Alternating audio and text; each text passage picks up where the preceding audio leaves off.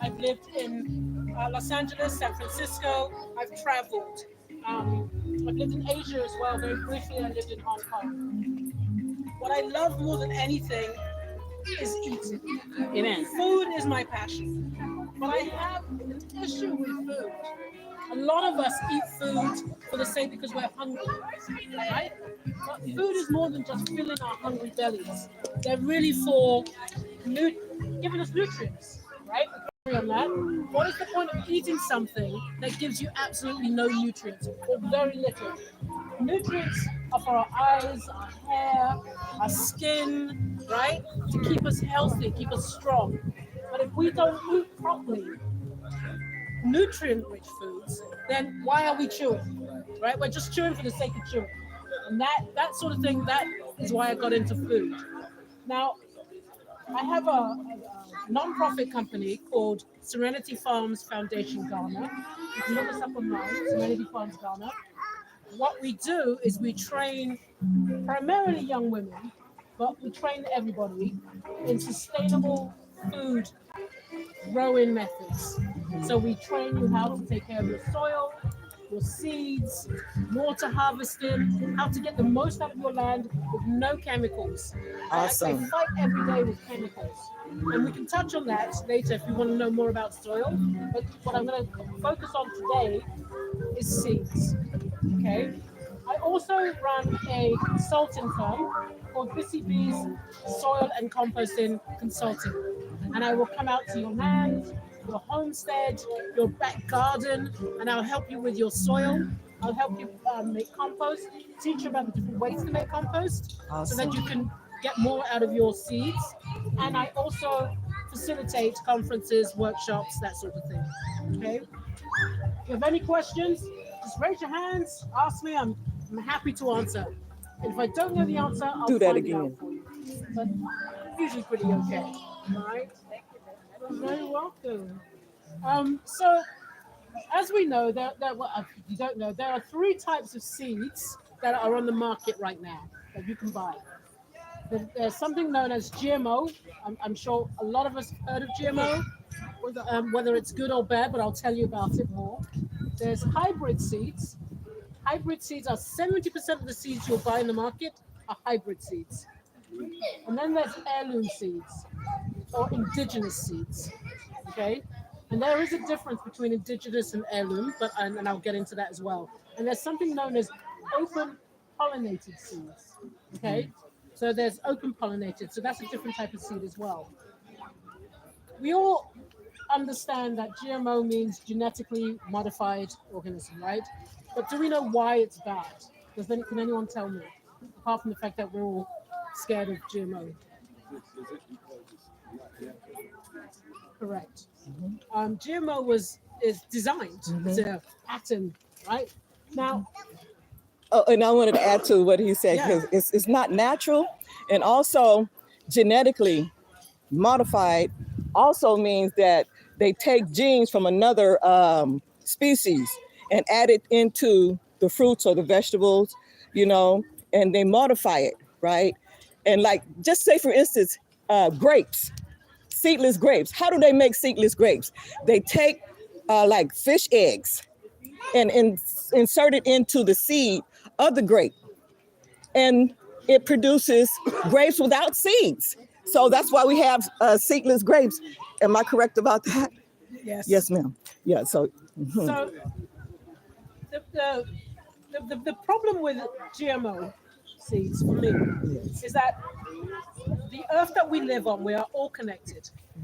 The soil that you stand on is not dead. There's life under this soil. Absolutely. And it has the same full biology that we all have: nitrogen, carbon, water, and oxygen. You'll find that in that soil, you'll find it in this tree, you'll find it in all of us, and in the air, and in the universe. We're all connected. Absolutely. And over hundreds of millions of years, right, we are all a jigsaw puzzle.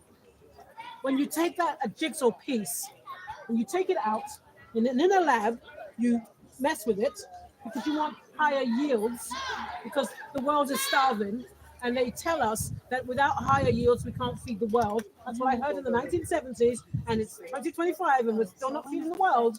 So clearly there's something wrong here. But you try and put this jigsaw puzzle back into the jigsaw and it doesn't fit. Right. And you ask yourself, why doesn't it fit? So you start jacking with something else to try and get it to fit some more. And now the jigsaw puzzle, instead of being this beautiful picture, is starting to have bumps and lumps because of genetically modified seeds, right? So that's the problem with GMO. And also it's patented, right? You can't just go out and buy it and then grow it and then save those seeds. That's illegal. You can be sued for it. That's right. They sure will, Hybrid seeds. especially in the States. And hybrid seeds is what's flooding the market, right? 70%, like I said, of the world's seeds are hybrids. And hybrid seeds are simple. You get a good afternoon. Your favorite. Hi.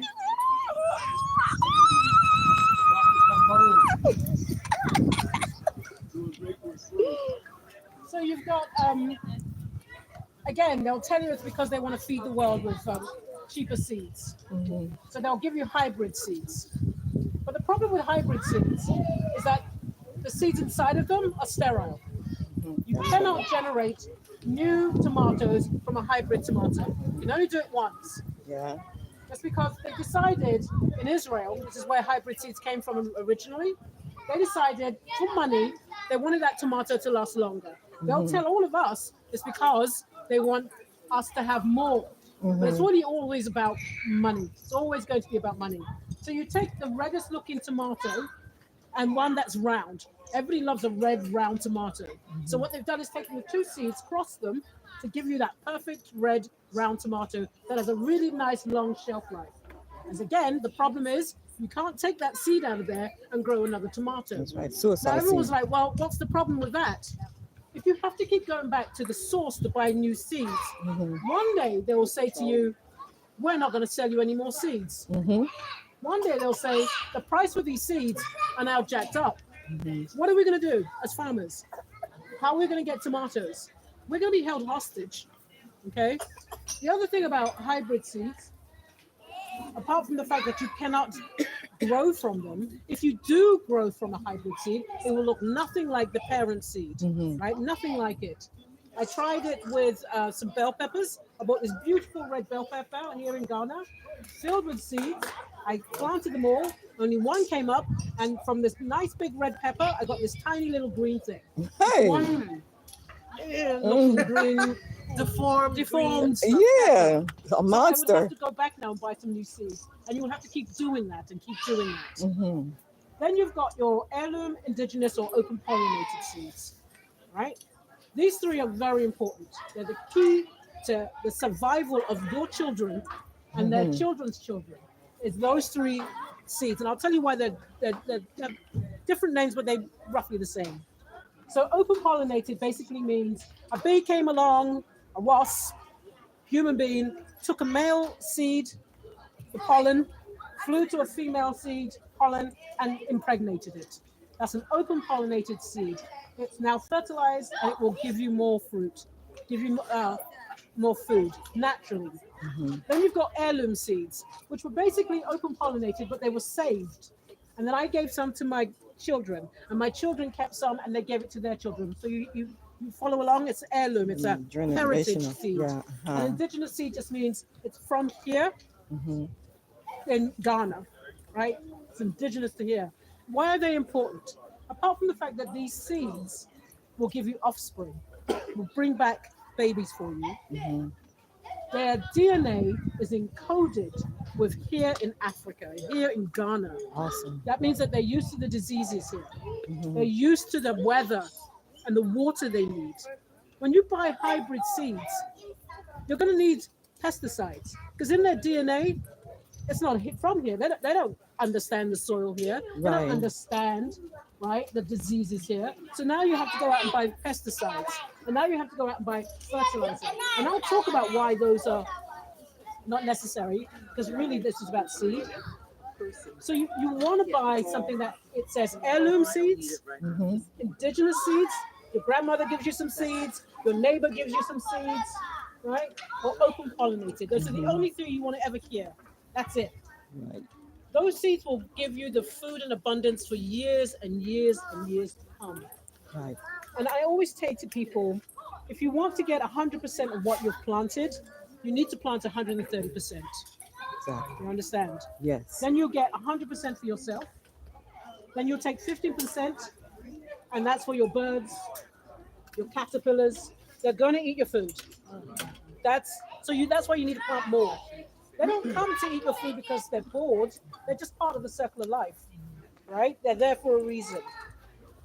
If you're religious, everything we do, God has a purpose for. Nothing is just made up. You understand? Mm-hmm. So you will take those 15%, and then the other 15% you're allowed to go to flower, and you collect those seeds, and then you share those seeds with your neighbors. They have tomatoes, you have peppers. They have okra, you have onions. And this is how we share our seeds. Beautiful. And we keep our seeds here amongst ourselves. And this is how you stop going out and buying new seeds. Right. See, you shouldn't have to buy seeds. Absolutely. Yes, ma'am. Beautiful. Do heirloom seeds have a shelf life? Um, seeds, if you treat them properly, no, right? So in Norway right now, there are only 7 countries in Africa that save seeds. Ghana is actually one of them. There's a place in Norway, it's privately run, Salva, I think that's how I don't know how to pronounce the word, where underground a mountain are the world's seeds have been saved. And I'm talking millions of seeds have been saved. And it's owned by a private entity. It's a bank. Right? Hey, It's a seed bank. Yeah. So Nigeria subscribes to it. Ghana does. I think Tanzania does, and Uganda. They've literally taken their local seeds and they've saved them in this bank. In case of war, in case of disaster, they can go to the bank and take their seeds out. I was wrong when I originally thought what the seed bank was for, but it's actually, once you put your seeds in there, it belongs to you. As individuals, we can't do it, but as an organization or a country, but an organization as well can deposit seeds there, right? So it's a really beautiful thing. It's kept there under strict temperature forever. So they're okay. So they're okay. I like that. So I tell people, sorry, please. I'm just curious. This is really serious. Where's my guy?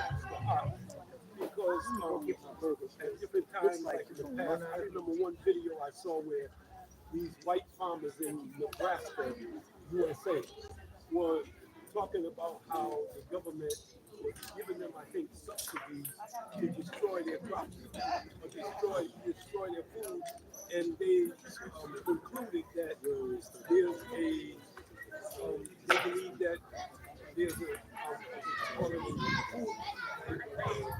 they're trying to create a man-made food shortage.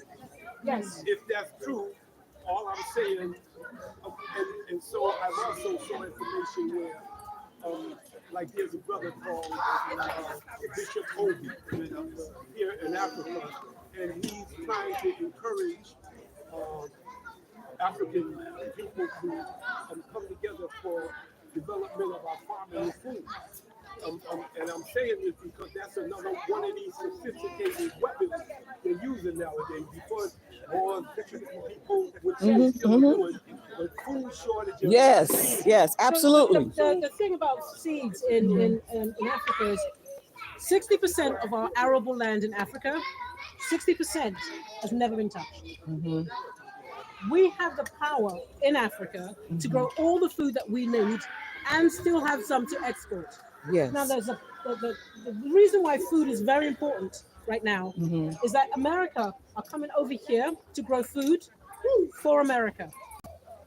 Did y'all hear that? Using fertilizer, herbicide, weedicide, Come on. pesticide has destroyed the topsoil. That's right. In America. The real. topsoil is the gold in growing food, right? Yes. You can dig down as deep as you like, but that first topsoil is the most important part of your nutrition. That's where life is. That's what we're standing on right now. Yes. The microorganisms in the soil is what feeds your food. Come on, sister, teach it. Teach it now. It's not the fertilizer. It's not your pesticides. Hey.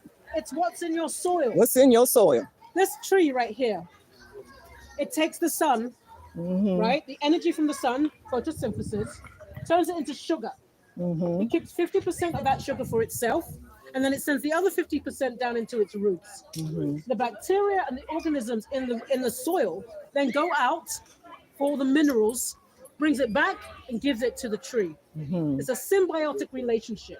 When you use chemicals, agrochemical, in your soil, you kill those microorganisms. Yes. So who's now bringing the minerals to that tree? Come on now. No one, nothing, Right. right? And so if they're not bringing it, that's when you need fertilizer. Because those NPKs, they live free in your soil. They live free in your compost, right? So why are you destroying the very thing that brings you food to what you want to eat? Right. Now, I always tell people, if you are really for chemicals because it gives you a bumper crop, if I poured that chemical into a glass and gave it to you to drink, would you drink it? No. Nobody's going to drink these chemicals, but yet you put it in your food and eat it and then give it to your children. Come on Say, now. eat it. This is the Yes. chemicals I want you to eat. And then in 50 years' time, when your soil is dead, and I mean dead, what then? America has the money to come here to grow food. Do we have the money to go somewhere and grow food? No. We don't. We have beautiful land here, but we are destroying it. We are destroying it every single day by using chemicals on our soil. Wow. God has given us, think about the Amazon jungle. Do you see anybody out there with chemicals? Any forest, there are no chemicals being used, right? And the reason is why we use a lot of chemicals in farming in any country is because we take, but we don't put back. We take and we don't put back. Eventually, you're going to drain something, right? That's the problem with farming. So whether you're doing small scale backyard in your little, 17-liter plastic and you're growing food in there, when you take out that food, you need to replace the nutrients. And the best thing to replace that nutrients with is compost. And as I said earlier, I have a consultancy. I'll teach you how to make compost. It is beautiful. I have gorgeous compost. The Ghana Forestry gave out 30 million seedlings recently. I don't know if any of you heard about it. Yes. Right? Yes. I went and I picked up 200 seedlings. And Awesome. they're at my friend's house, and every week I go, but it was something that so I took some compost. So I took some compost and I sprinkled just a little bit, because 1 teaspoon has billions of microbes, right? And I went back last week, and they were like, "Thank you," right? Because they got some substance and some good rainwater, and that's all they needed. I didn't spray anything. Didn't spray anything. You need to talk to Right? them. Oh, I do. I love my plants. Tell everybody you need to talk to your plants. Plants are alive. Yes. They may not speak English or French or Cree or Their energy. Hausa, but they speak to each other through their roots, Yes. right? This palm tree here is speaking to that one over there. They take care of each other, They right? sure do. They notice that when there's a tornado, the roots, they will hold on to each other to stop themselves from being pulled out of the ground. Everything on this earth that is live and breathing communicates. We're so narcissistic to believe that we're the only ones who can communicate, that we're the only ones living. When Yes. everything around us has a purpose. People talk about Absolutely. weeds, for instance, and they want to pull up the weeds and get rid of the weeds. There's a reason why weeds are there. They're to protect the soil. Dandelion. Soil cannot be left uncovered. So I always think of weeds like a coat, right? To cover the soil, to protect it from the sun. When you want to deal with weeds, deal with it in small patches. Clear a piece, but when you're clearing it, you want to put something there to return it. Ground cover, groundnuts, for instance. Plant some groundnuts. Plant some sweet potatoes. Great ground cover, right? And it will stop weeds coming through. Because weeds are like, I don't need to come through. Something's covering the soil. I don't need to use any pesticides. Okay. Awesome. Smart. Intelligent. It's all Yes. there. Uh-huh. Everything we need to know about growing is there. The laziness of weeding, the laziness of wanting it fast. We're doing our children a disservice. I spoke to some men. I said earlier, I have an NGO. I have a 1-acre farm in the eastern region, not far from Inswam. And we had some, I'm sorry, I call them crims. They're from the prison, right? So they came from the prison, they came to weed. And they were like, if you had some weed aside now, this would all be dead and we'd be all be moving. All right, hey. I'm like, great. So 50 years from now, when you destroy this 1 acre of mine, What do I tell the children? What do we leave the children? They're like, oh, they will figure it out. Figure out what? Huh? We because we are lazy today, we want them to figure it out in 50 years' time. This is ridiculous, right? At the same time, I always tell people, like I said earlier, food isn't just about a nice looking tomato. It's about the nutrients inside that tomato, right? If I have to eat 5 tomatoes to get the same that I could get out of 1 tomato, what's the point? Now I'm having to spend money on buying 5 tomatoes to enrich my children, to give them the food. Like I said earlier, food isn't about just because my belly is hungry. Right. It's to give me good skin. I was saying earlier today, I had eczema, really bad. My neck was black. Right? I'm vain. So I was going out in the middle of summer with a scarf, a hat on. Nobody could see me. Under my chest, my whole leg was black. And I didn't know what it was. It turned out I was gluten intolerant. And during the lockdown, guess what I was making? Beer. Right? What is beer? It's wheat. So I'm making beer, drinking more beer, going, why am I like this? Why am I like this? But I found out it was eczema. And then you do your research and realize that eczema is food related. Listen, people. Food related. I started breaking down what it was. Then I found out it was wheat, the gluten. I stopped it, cleared up on its own. The food I was taking is destroying you. Our food in our gut is so important. But it all comes down to 2 things. What's in your soil will grow what's in your seed, which is what feeds our families. I cannot stress this enough. We need to be more conscious about what we're putting into our bodies. Absolutely. So that we can be strong, right? All this medication, vitamins, all of it you can get. I have arthritis. I found that if I just eat pawpaw, an anti-inflammatory, I'm like, wow, that's it. I'm eating some good mangoes every day now. I'm eating pawpaw right there. But we're now overly spraying our fruit with chemicals. Why? Well, here's something else I want to point out, because this is really important. Because people say to me, Bissy, I get pesticides. I get pests. Look at your soil. I can guarantee you have no nutrients in your soil. Pests do not come to your crops because they're healthy. They come to your crops to do their job, which is to take out the weak. That's why you have pests. That's their job. Their job is to take out bad. So if it was a healthy tomato, they'll go on to the next one, until they find one that's bad, then they take it out. That's their job. Just as diseases to us. We all know when we're sick, when we get sick, it's because we're weak. When we start to take care of ourselves and we get strong, are we sick? No. We don't get colds, we don't get coughs because we're healthy. It's the same with your plants. Treat your soil. Get the right seed, the right soil, and you will have an abundance of healthy food. You'll be able to cut into that tomato and know, I've got nutrients that I'm feeding myself and my family. For free. Just take a little effort. That's all I'm asking for people. And share your seeds, right? I love talking about this because it is so simple. Yes, It's ma'am. really not rocket science. But we treat it like it's some big thing because we're told that it is, and it isn't. And that's really, I had one more thing I wanted to say, water. I really wanted to talk about water. I just found out, in my house, my water's salty. I don't know about where you live, but where I live, the water's salty. So I never fed it to my plants. There's a filter at the back of a house, and I assumed that's where the salt was coming from, because sometimes they use salt as a filter in water. That wasn't, I spoke to my landlord, it's not that, it was the well water was salty. Because we're so close to the ocean, and because there's no regulation in how we build wells, we've dug into the water table where the water is. So that's why our groundwater, our underground water, is now contaminated with seawater.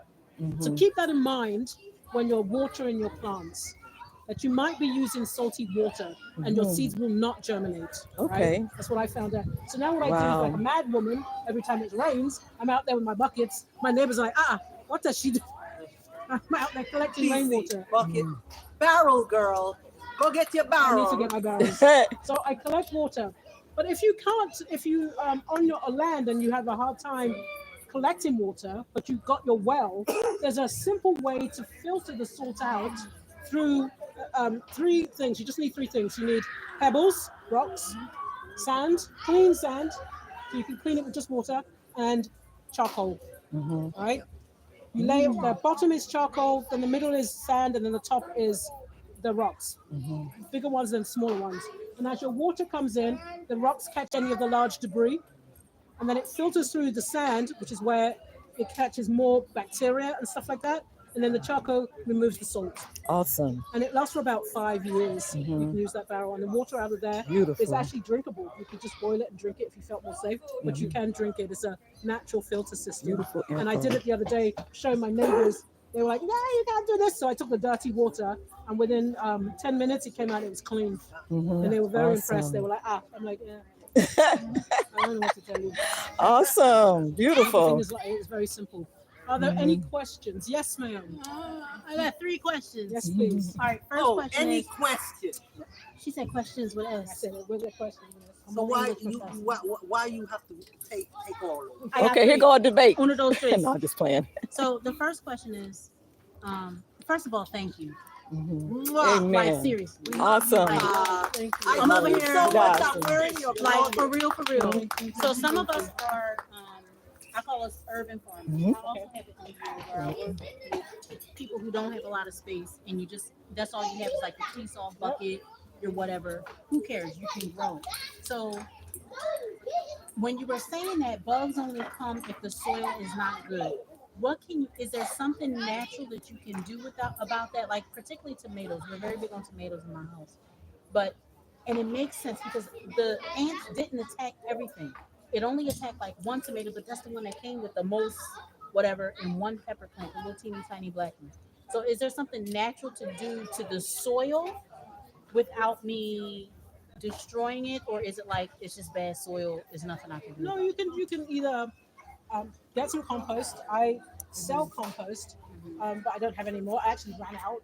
We just had a massive order, and just sprinkle compost on it so the nutrients can get into the soil. You can actually spray your. I don't know if you ever heard the question. She has ants attacking some of her tomato plants, correct? Yes. And she wants All to know along what the she can stem. do along the stem, what she can naturally do. Neem. The neem Neem. oil. Neem. Because I Water. tried neem Water. leaves. No. I tried the neem leaves by itself as Not just a leaves. tea. It didn't No, work. it's the tea, isn't it? Tea. It's the tea. So brew it and spray it and see what happens. Yeah. For you. Okay. But then I would really give your soil more nutrients, right? So add compost to it. There's a simple way of, if you don't want to buy compost, there's this thing in Yoruba, it's called ikoko, and I know my Yorubas, if you're a Yoruba here, please don't shoot me, because I know I said that badly. The Europeans have another name for it, but they'll act like they invented it, and they did not. It was used here in Africa for years, for centuries, and in Asia. Basically, you dig a hole, and you put an old tree trunk, a rotten tree trunk, any piece of rotten wood, you lay it down. Then you fill it with branches. Then you add your weeds on top. Add some soil. While you're doing every layer, water it, okay? Then you add your weeds, then you cover it with either compost or soil. Leave it for about a month, plant your seeds in there. That is free food for them for 5 years. Free fertilizer. Wow. Awesome. It's really that simple. Beautiful. One. The second question is, how long can I keep my rainwater? Because I also Your collect, rainwater? yes, I also collect rainwater in my barrel, in my buckets, and everything like that. Especially this season, is rainy season, is even easier. So how long will it keep? Because I noticed that if I don't use it right away, then you know that it's alive. So all kinds of things are in it. Midgets. Can I still use it when it's like that? Yeah, of course. When they got bugs in there, that's fine. It tells you that it's healthy, Uh-huh. right? Because they're not going to be in there if it's bad. But what I would suggest is you want to circulate that. Everything on Earth needs oxygen, including water. So if you can circulate it, I don't know if you have a second barrel, you can just literally pour the water in and out. In and So out, there's just yeah. air going through there. When I lived in New Mexico, I had where the house that we built, we had a 10,000 gallon water system that collected rainwater from the roof. Now, we're not going to use 10,000 gallons, right? I use it to wash my car. Well, how many gallons is that? So what I would do is I would take a spigot and then run it back into the gutter. So literally, so the oxygen would go through. And then you also want to make sure that whatever barrel you use to collect rainwater, it's dark. Never use a white, because you will encourage algae to grow. That's when you get that green. You sometimes see it. Yeah, that's what I'm talking about. Right. It's the same with those water bottles. If you're going to grow anything in those, cover it. right? In a plastic bag or whatever, but make sure it's just covered. Otherwise, algae will grow along the sides. Okay, You last don't want question. I that. said 3. This is the last one. So when it's not the rainy season, we're always lucky during this time. Like my husband and I, we go nuts. Everything is planted everywhere.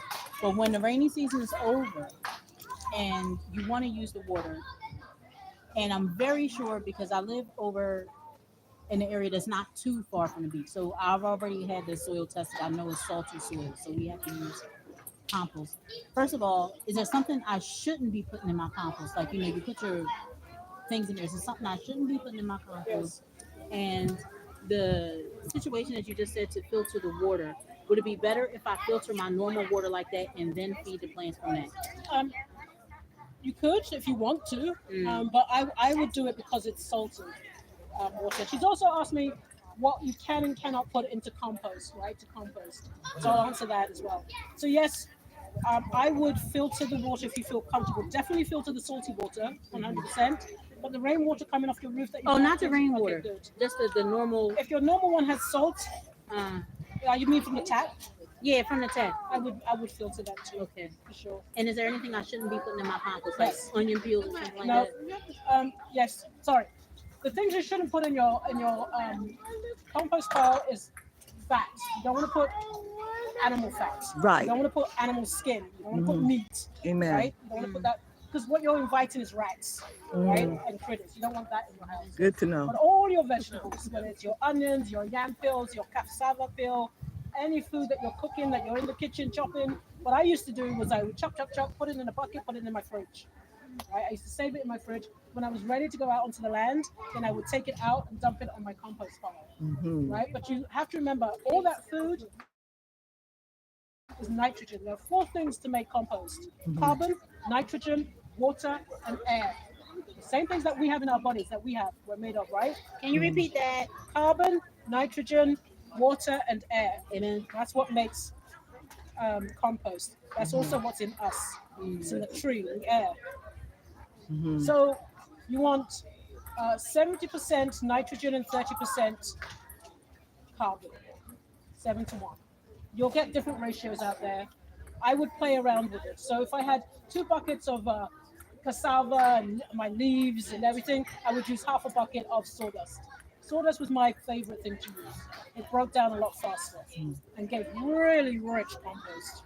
And the longer your compost sits, the richer it becomes because more microbes are born, right? More microbes come in and start to really give the compost more nutrients, more life. And the best thing is when you start to see worms in your soil.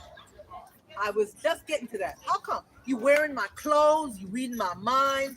I'm sitting Look, they matching. They just be like all on top of me. I'm telling you. I'm not even happy. Oh yeah, they'll purse. I don't even know do I need to think at all? You know? I was going to say, can we add just worms? Please add worms. Worms the are your compost. friends, yes. Because Worms. their poop is good though. Oh, they're Hey, I'll be running. Come see the worms, you guys. Worm castings are full of nutrients. Right? So worms do 2 things. They burrow when they move. Yes. They aerate.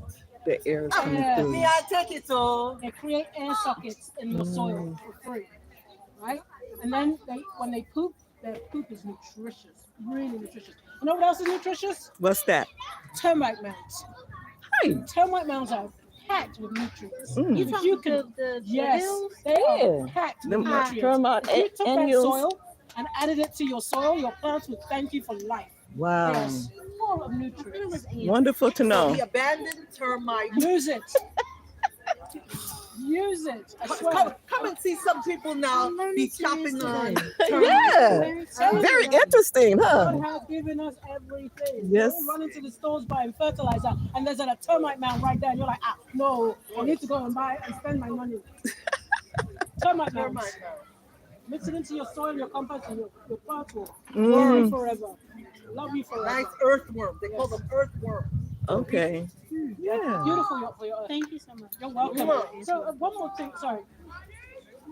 I was going to say, there's a difference between chicken manure, fertilizer, and compost. Did I say this already? No. Say it. Okay, Say it. so chicken manure is like coffee for your soil. It's a one-time boost right? You get that nice boost from coffee, and then that's it.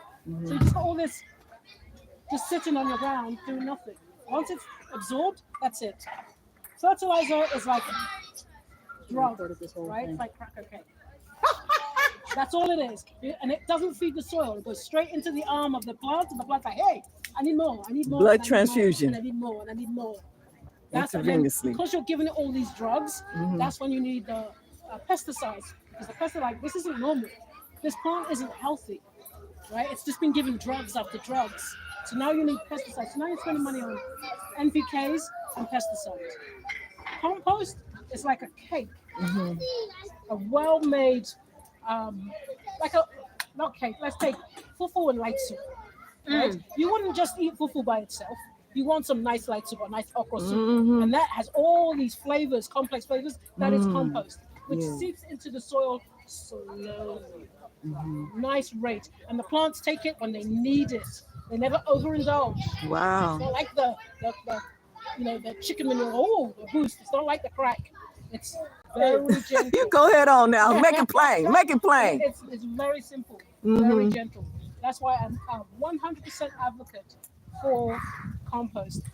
But I'm about to embark on doing my PhD, and my PhD is all about taking compost, different variations of compost, and whether you're in the savanna or the forest area or the coastal area, and growing whatever it is that you want to grow. You don't have to say, oh, I live by the coast, I can only grow this. No, there are ways to grow everything you want at the coastal area if you just have the right blend of soil. Awesome, right? beautiful. So that's what my PhD is going to be on. So that's my fascination. So it's Dr. BC. It will, hopefully one day, yeah, it will be Dr. BC. Dr. BC. Yeah. Thank you. Beautiful. Thank One you. more question. Let us recognize Dr. Dr. Nkabom is here.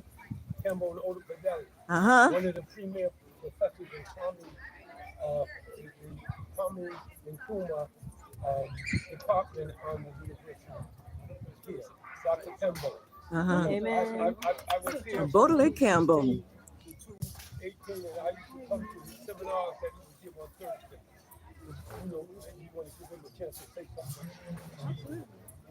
Beautiful. Yes, I would want some input about the colors of vegetables or say the first one that is really questioning me is the colors of bell pepper. The three colors, as a matter of fact, African colors.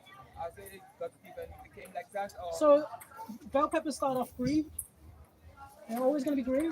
And then if you leave them long enough, they'll go yellow, orange. And if you leave them long enough, they'll go red. Oh, so it's the same. No. It's like that. It's like Oh, that. Just like okay. Say When- again, what is it? that. It's Bell green? pepper, it starts off green. It's always green. If you leave them long enough, they will turn yellow. And if you leave them long enough, they'll turn red. I thought it Yeah, was but the other why way we around. will not find them in the middle of two colors? You know, before like tomatoes here are red. You don't find the intermediate colors before. A lot of it has to do with when they're picked, when people harvest them. A lot of it has to do with you have to be careful of hybrids as well. I think that's what you're asking me. Am I wrong? No, I'm saying I understand the three colors from green to red. Yeah. But why they will not sell them like in middle of two colors? They are Oh. bright green, bright yellow, bright red, and for me that's scaring me. I wonder if it's not human made. You know, to say like tomatoes in my country, you will find them green or whatever. You decide to buy them green because you want them to see them turn red. Okay. Here they will be bright red Right. and not something in the middle or whatever. I would think it's personal preference sometimes, I think. A lot of tomatoes here, we get them from two places. They're either going to be hybrid tomatoes or they're going to come from Burkina Faso.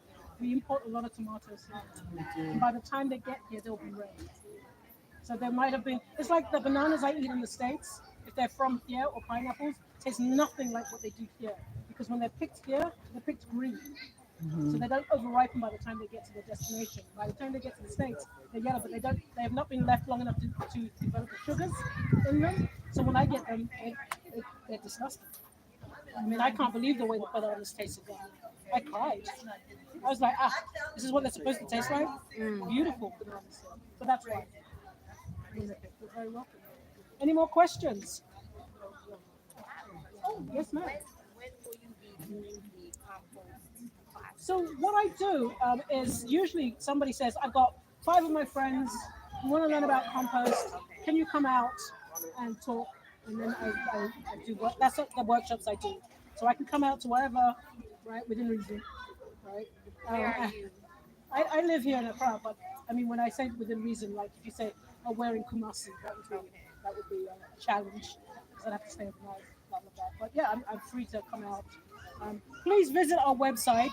It's serenityfarmsghana.com. Please, please, please.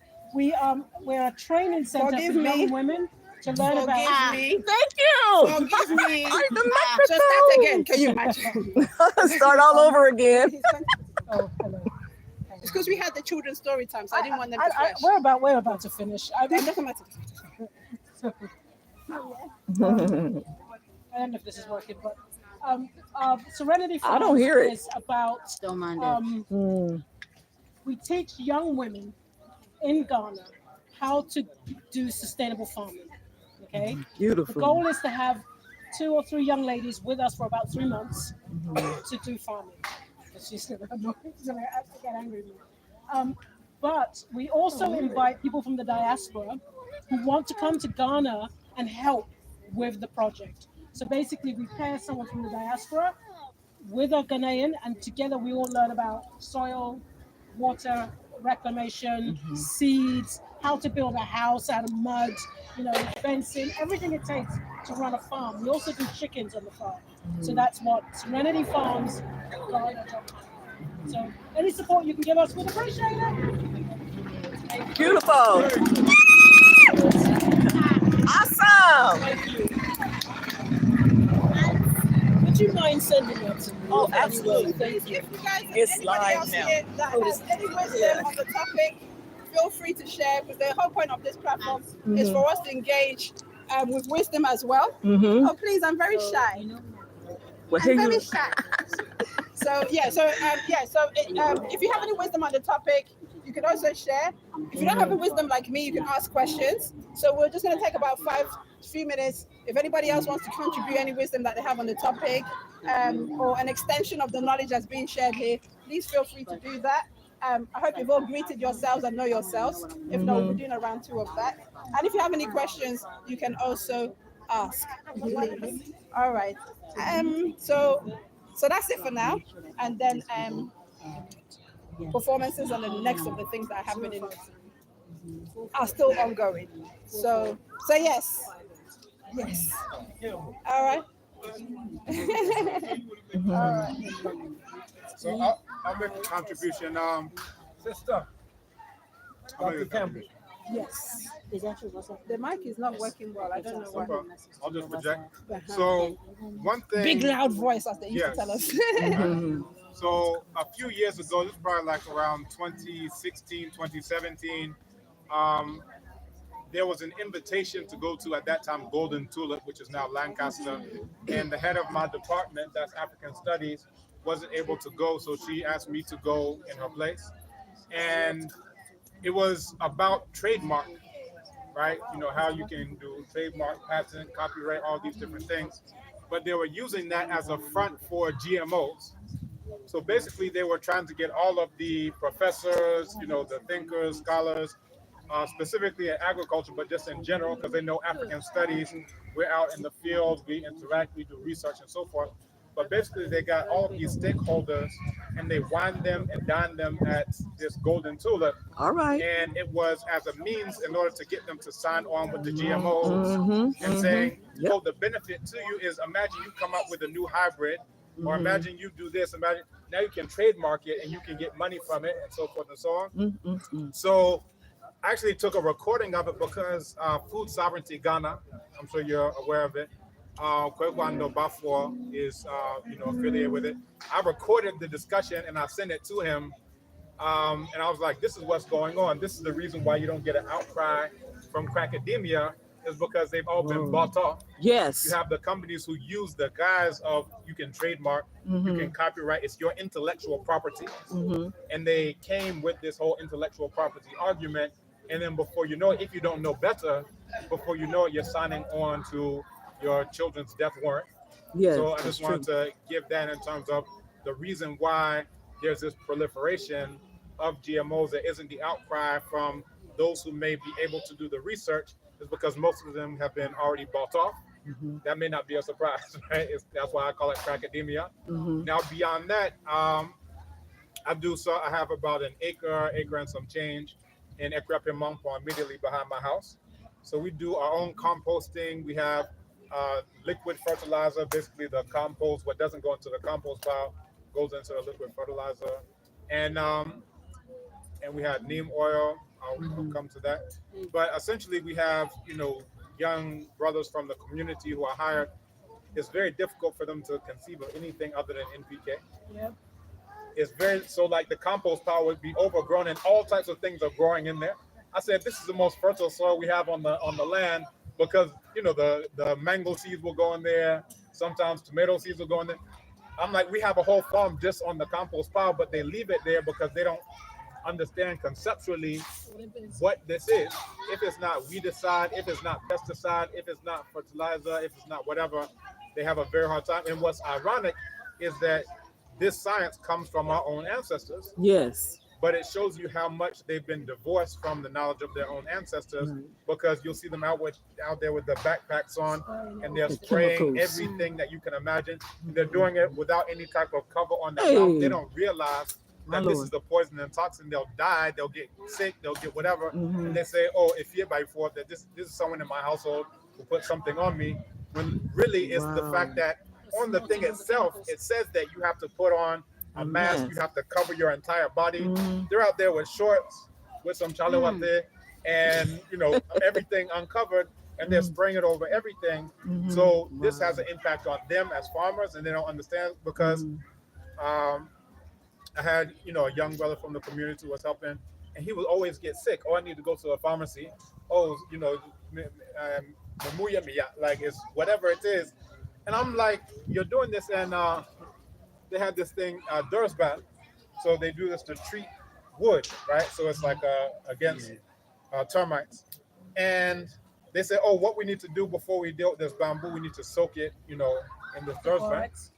No, it's a toxic chemical. It comes in a bottle. You're supposed to mix it in whatever concentration. But basically there was a huge pit that they were treating this bamboo with, and they decided that they were going to go into the pit this deep. Hey. He's sterile. I said, any children that you have are going to be half termite. I don't know what they're going to come out with. Hey. But like literally, this is something you'll find people who they'll siphon, petrol with their mouth, and they'll siphon, and then they'll spit it out. So just this concept of these are toxic chemicals.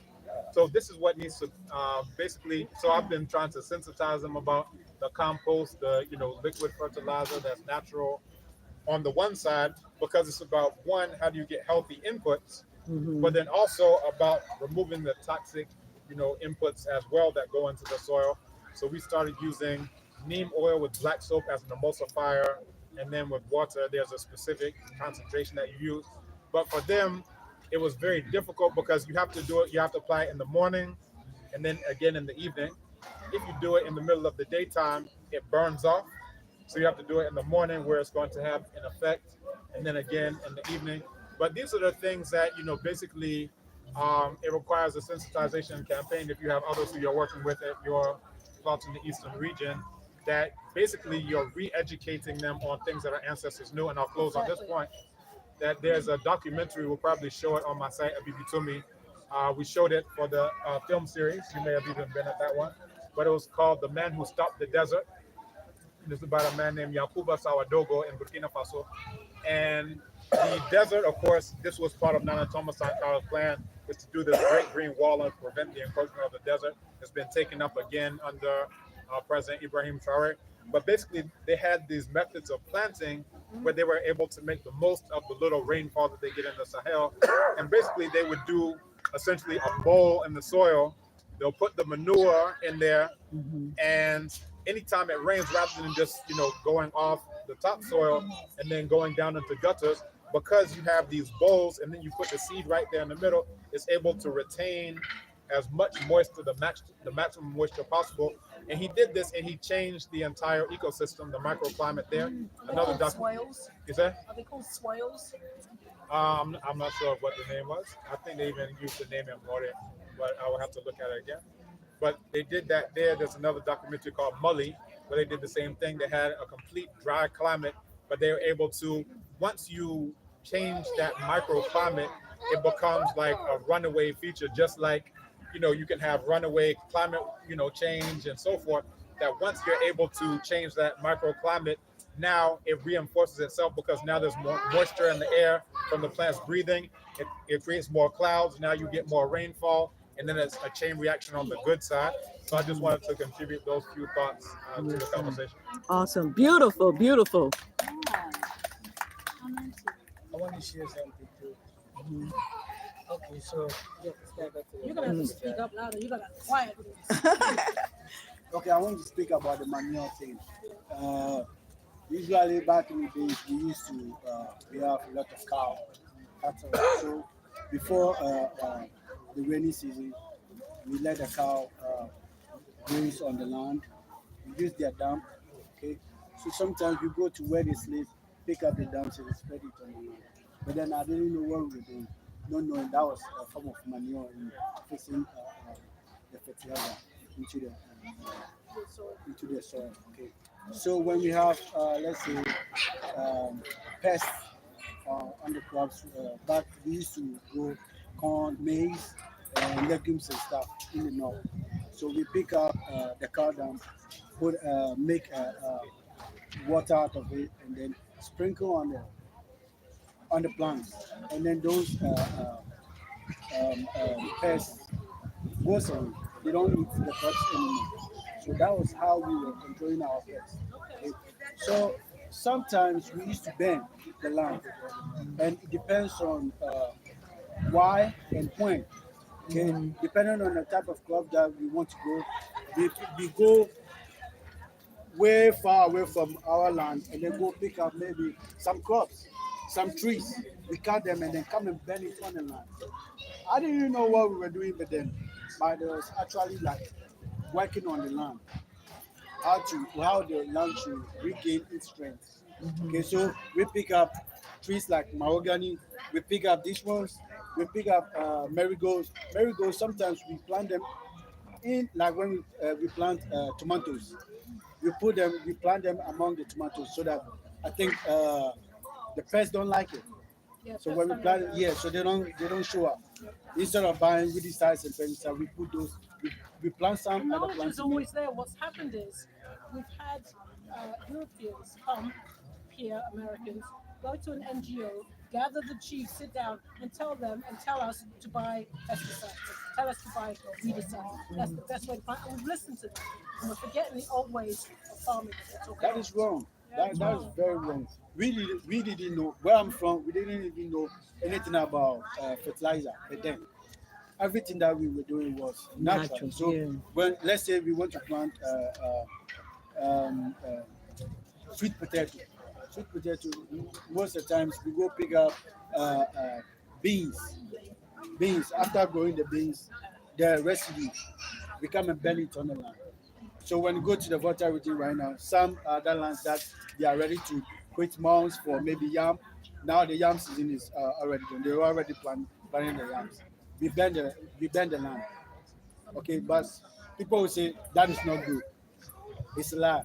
It's a system of farming that our forefathers were using back in the days. Okay, so Beautiful. it's not only about putting those fertilizers in place. We had our own way of making the land get its strength back. So Natural way. I don't know how I feel about burning, because what burning does is that it also kills the microorganisms in the soil. And I'm really big on soil. Everything starts with soil. And so by killing off the microorganisms through burning, you're killing off the organisms that bring food to the plants. So that's my issue with burning. Okay, that is what we were told. Okay? But we have some plants that when they are burned, we have like the ashes. We personally go for the ashes and then put them on the land. It also helps grow the land back. So they will tell us that burning is bad, but we know what we get from that. Depending on the type of plant that we want to plant, we burn or we weed. Okay, that's what So we now do. that's the knowledge that we're losing. Yes, Because what people are doing right now is they're just burning. they just burning. And what you're telling me is that there's particular plants that you're burning to put on the soil. Yes. That's not what's happening. Yes, for instance, when we grow leguminous crops, we know that they contain a nitrogen, right? Right. Okay, so after cultivation, you don't pick the chaff, everything from the land. You leave Leave it it there. and then you Right. burn it. Mm-hmm. You burn it on the land, and then the nitrogen will go back into the soil. Mm-hmm. Yeah, yeah, yeah. So that's what we do. Uh-huh. That's Yeah, what we uh-huh. do. May I ask a question in reference to the ashes from which you burn? Can't you use that also in the compost when you make the compost? The ashes. Yes. Yeah. So this is what we do when we do compost. This is what we do. Mm-hmm. We collect other stuff like the residues, heap it one place, pick branches like this one, Mm-hmm. cover it. Okay. So you know the termites when they are exposed to the sun, they die. Yeah. So we cover it and then we turn it. I think every 2 weeks we come turn it. Mm-hmm. Okay. Get another. So these ones we chop it. The ones that we've covered it with, we chop it down and then go for another new ones and then cover it with it. And they are specific depending on what we want from the land. Okay, depending on what we are about to grow. Mm-hmm. So depending on that, we go for a particular branches. Okay, sometimes you see us with these branches. Sometimes we go for mahogany. Sometimes we go for what is it, banana and then plantain. Yes, to cover the land, to cover the compost. Okay, and then when you go for this one, you see that the termites will start eating it because they like it. Mm-hmm. Other ones you put it on it, they don't, and you don't even see their activities in there. Mm-hmm. Okay, so it depends on what we want to do. I would like to talk to you more because it's like taking indigenous knowledge Mhm. with what I know and then putting Right. it together. Yeah, and then absolutely. across the world. Yeah. Absolutely. So Beautiful. I actually stayed in the village, so we were doing those things. I didn't know what we were doing, but as time goes by, I remember. Oh, so this was the reason why we were doing this in the old years. Yes. So yes. So with the banana trees are very, very good for the land. Okay. After you don't pick them up, you chop it and leave it. Yes, they will go back again. Yeah. Yes. Really Just fast. chop them and leave it on the land. Mm-hmm. And you don't need any fertilizer anymore. It'll just grow. It just grow. Yeah. You just I've seen that. when you get the branches, just put it on. You see the termite activities. It just grows. Because they Don't have to don't do like the nothing to sunlight. it. Just They only work from the evening to maybe 4 o'clock. 5, 6, you don't see them. They're going back to wherever they came from. Soil. Yes. So we come back around 6 in the morning and then turn the soil. You don't turn the soil around maybe 5:30 in the evening. No, you kill the termites. Okay. So they come. So we know the activity. We know how they breed. They come in the around 5:30 to 6 in the evening. They start the activity. They start creating holes and then aeration in the soil. Okay. After they'll do that till around 5:30 in the morning, 6, 7, 8. Then we go and then turn the soil. We tame it. We just turn it. So if you don't know that, you kill the termites. Yeah. So these are indigenous knowledge that we actually have. beautiful, beautiful. Awesome. Thank you. Can I say something? One thing, you see the benefits that from different parts of the world, different countries, how what we have Ghana. to offer each other. If you could put down UK. like these crazy diaspora wars, you see this on the internet. We have too much free grape. Yes. I mean, I'm asking the both of you if you can find some way to merge this together. I don't think he hear you. I really wish there could be a merging of you good brothers that have the knowledge and experience that you have, and this sister, and because it's necessary. I don't know, but I do believe that these people, because you hear about Bill Gates, Yeah. active in Kenya. I stayed there because my brother's married there, and you see how oh my God, my sister-in-law took me along this highway up this place called Nanyuki. That's where the British and the U.S. have military bases at. And you see these, what do you call them, greenhouses all along there. They told me that white people own those things. We got to stop them. And I'm not anti-nobody. I'm just saying, according to African tradition. Speak the truth and shame the devil, straight up. In accord with African tradition, I've been a part of families where when there's a problem, they don't entertain no. I remember somebody coming to visit a family that I was a part of on a Sunday, and the family was having a family meeting about a very serious issue. Somebody went to the door. Okay, yeah, I had bought this and I asked him to hold this. My brother, y'all too. I'm not no expert on these things, but I hate to jump off my point. This is very important. I asked y'all to learn about atrazine. Atrazine is made by a company in America called Syngenta, Syngenta, and according to the research of a scientist named Dr. Tyrone Hayes. Dr. Tyrone Hayes, you can Google these things up. They had him do some research on it, and he found out that atrazine aromatases the testosterone in men that make a man masculine. Aromatases it or destroys it, causing it to change into estrogen. Female. Estrogen. So, and based on that, he said that's why men are more feminine in today's in USA. That's why this gay rise of soft and gay dainty men. So this is what he's saying, and I'm saying.